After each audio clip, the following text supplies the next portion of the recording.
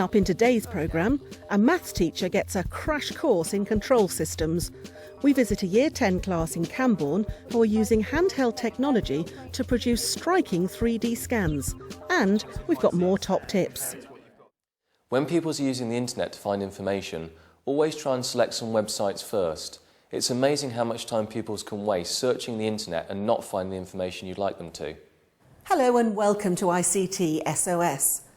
Lucy Foster is a maths teacher by trade, but has been asked to teach an ICT module in control to her Year 7 class, and she'd like some help. So what's the problem?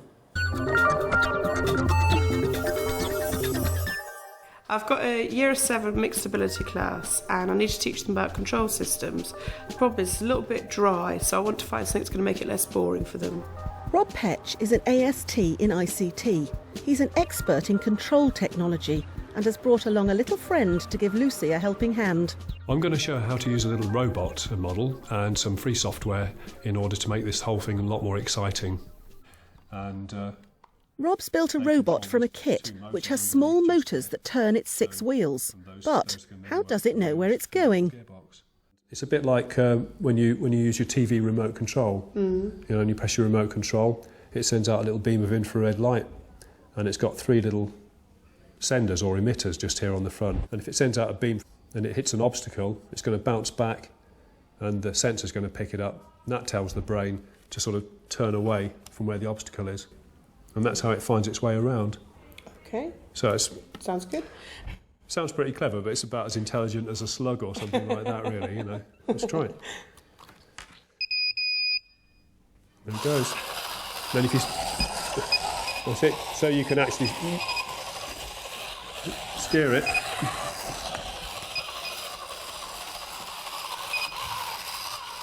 Yeah. So it's a lot of fun with the kids doing this, but you have to be pretty quick. Yeah, right. Yeah. Catch it before it goes off your head. Yeah. So how could I use this robot to introduce control to the class then? Well, I think rather than just saying, right, here's a robot, this is working through control technology, actually start them off with a few questions. Okay. To actually get them thinking about it. I thought what we could do, we could probably use some of the tables over there, put them together, put some boxes on the table to make a simple maze, Yeah. and then see how it would navigate around the maze. We could then get them designing their own maze. All right. Yeah. Using a painting package. Yeah. And then what we can do with that picture that they've created is import it into another package, which is easily available off the internet.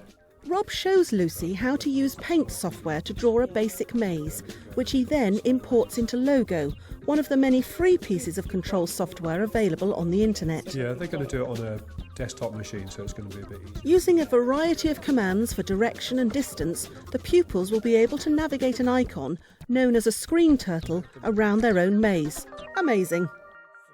And obviously, whilst they're doing that, they're going to learn about how accurate you have to put your commands in. Yeah. Yeah.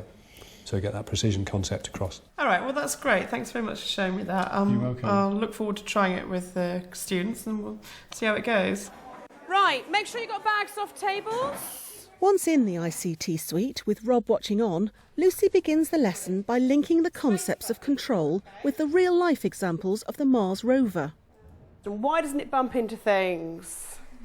Because it senses when it gets near to something. That's right, okay. So it's using all sorts of different control features. After the introduction, it's time to introduce Rob's robot. We've got something else on there to stop us bumping into things, which is our sensors, okay. So we're going to set it off and see how it goes.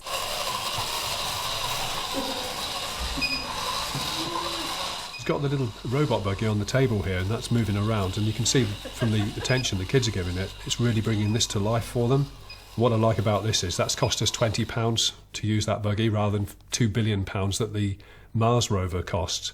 Yet it's actually bringing across the same concepts for the children. What did you notice about the way it moved? Because the sensors picked up all the bumps in the table. Yeah, we've seen that it's acting on the information it receives from its sensors. You're going to go and have a go at doing your own one now, OK? As the lesson moves on, the pupils draw their own mazes that the screen turtle will later navigate. I reckon what we should do is, when we make a start, we should make it go separate into 2 ways, and one's blocked. Yeah. Lucy's got the students using the painting software now. What's nice about that software is that none of the students have a learning curve for using it because they've probably been using something like that on their computers at home. Right, now go down to Emma's screen and then click bitmap, click load, and then click on it again. Because now it's there. Using the familiar painting software gives the pupils the opportunity to work quickly and even to personalise their work. Oh, so it's for you too. That's really nice. Holly and Kerry, H&K. Brilliant. Once the pupils have saved their designs, Lucy shows them how to import their work into the control software. She explains the basic commands they need to enable them to navigate the screen turtle through the mazes. Where do you think I should go first with this? 50. Oh, 250. What do we reckon? 50. I'm going to go for 70. That's sort of in between. Yes. Okay, right. What's going to happen next? What's the next thing I need to do, Tom? LT90. LT90. What's that going to make it do? Turn 90 degrees to the left. Fantastic. Right, forward 100.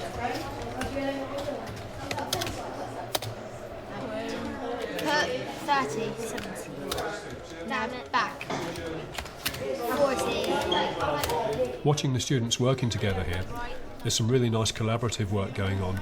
And listening to them, they're not just chattering, they're actually doing some analytical talk there to work out what distances to program into the thing to get it to move around the maze. Yeah, so we can go back down again. Okay. Left, 90. By using the command programming software here, students can actually learn in a very practical way how precise you have to be in framing your commands, because if you don't frame your commands right, you're going to run off the maze. It's gone forward 5. It started off at the edge and it's gone 5 forward. Look, there it is. Okay, so if we go left, we can start here instead of going right down.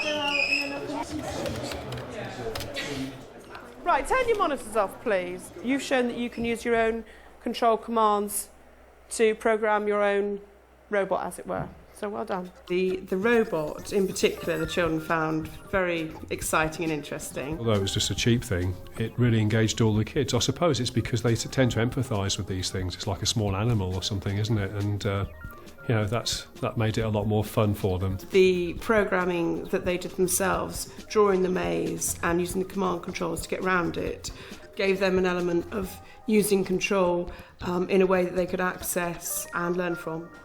By using the robot and the picture of the Mars rover, the pupils were able to make the link between control in the classroom and control in the outside world.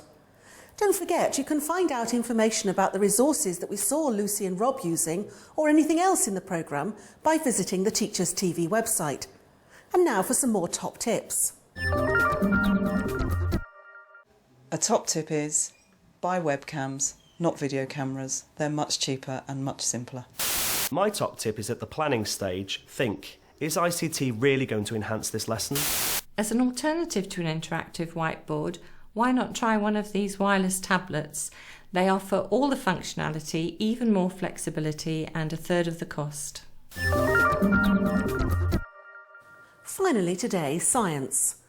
Pupils often think that schools lag behind the outside world when it comes to using technology, but science teacher Nigel Bispam wants to change all that. He's been teaching waves and radiation to his Year 10 pupils, and he's been producing results similar to those found in hospital ultrasound scans, but using much cheaper equipment. Here's how he did it. Today the subject is ultrasound, and Nigel has found a brilliant way of using ICT to teach it. It's underpinned by one of these little beasties, which most departments have got in some shape or form, and they're either called motion sensors or rangers, but as luck would have it, they work using ultrasound. They've got a transmitter in there which sends out a beam of ultrasound, reflects back off an object and records the distance for you, which is absolutely perfect for this activity.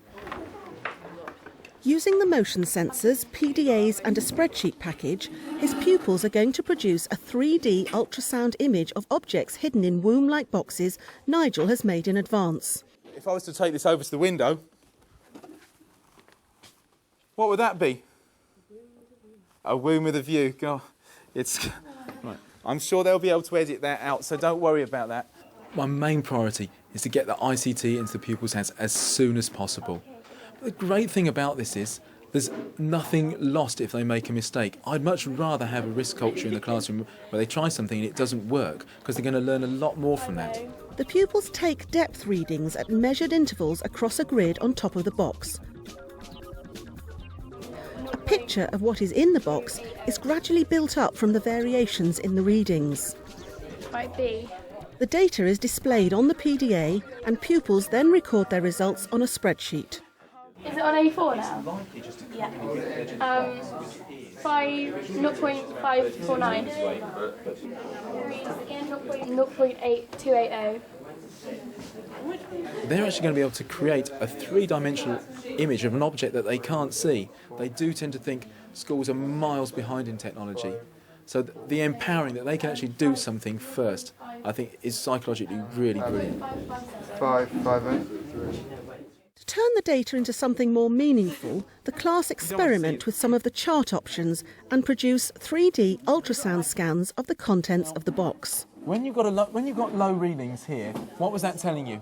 There's something there. There's something high. Something, yeah, because you get a lower reading, so there's less distance between the sensor and an object. Brilliant. The challenge I want to give them is how can you turn just a bland set of data into a really creative image, and I'm hoping that's when their intuition is going to kick in and they'll find different ways of doing that. The small readings need to make into big readings, and the big readings need to make into small readings. Is that right? Why don't you do 556, take away the number, and that will give you what you need. Nigel suggests they use the 3D bar option, but as often happens with ICT, the pupils know better. Where did you get that from? How did you get that up? What's this chart option called? That's the surface on it. What made you choose that one? We can just smooth it all out. 3D, see it better. Yeah. Okay, guys, I stand corrected. It's good. We've got to turn it inside out, really, haven't we? You want to just cheat? You can now open the box up and see how accurate your data was. The magic moment, fingers crossed, of this lesson is that they create this three-dimensional image, but then they lift up the box and they look inside and they finally see, is that what they've got? That should really be the icing on the cake. Oh, I thought it was going to be a baby. How many different heights you got? Looks like 3. It's excellent. So you've got your 3 heights. Very impressive. Well done, guys. You've got it. You've got it. That is absolutely fantastic. So you weren't sure whether you got the 3 heights, but you have. And the absolute joy of this 3D stuff is you can keep turning it around, looking at it from every angle. Excellent. I think they really understand ultrasound now. They've processed and analysed the information.